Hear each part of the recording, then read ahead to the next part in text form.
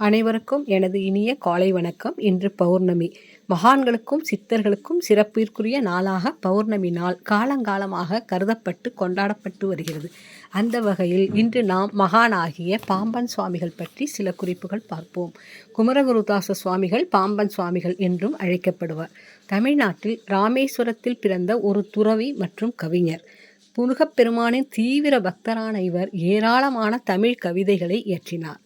குறிப்பாக திருஞான சம்பந்தர், அருணகிரிநாதர் ஆகியோரைப் போல சித்திரக்கவிகள் எழுதினார்.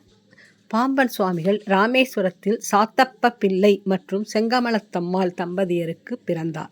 இவரது இயற்பெயர் அப்பாவு.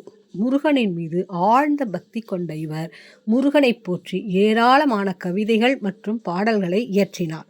தமிழ் மற்றும் வடமொழி ஆகிய இரண்டிலும் புலமை பெற்றிருந்தார். இவர் 1929 மே 30 காலமானார். இவரது சமாதி சென்னை திருவான்மியூரில் உள்ளது. தினமும் கந்தசஷ்டி கவசத்தை பாராயணம் செய்து இறை வழிபாடு செய்த சுவாமிகள் மனதில் தாமும் அதுபோல் ஆறுமுகக் கடவுள் மீது தமிழ் பாடல்கள் எழுத வேண்டும் என்ற எண்ணம் ஏற்பட்டது.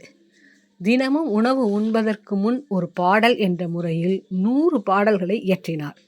அப்போது அவருக்கு வயது 13. மிகச் சிறிய வயதிலேயே முருகக்கடவுள் மீது அளவு கடந்த பக்தி கொண்டு பாடல் இயற்றும் திறமையை பெற்றார். இறை வழிபாட்டுடன் இரண்டர கலந்து இருந்தாலும் பக்தி மனம் கவழும் பல கவிதைகள் இயற்றினாலும் சுவாமிகள் தம் இளம் வயதில் மல்யுத்தம், வில்வித்தை போன்ற வீரக்கலைகளையும் கற்றுக்கொண்டார். பெற்றோரின் ஆசையாலும் சேதுமாதவ ஐயரின் வற்புறுத்தலாலும் காளிமுத்தம்மாள் என்பவரை மணந்து இல்லற வாழ்க்கையில் ஈடுபட்டார். நம் அன்றாட வாழ்க்கையில் ஏற்படும் இன்னல்களை நீக்கும் வகையில் சண்முகக் கவசம் என்ற பாடல் திரட்டை இயற்றினார்.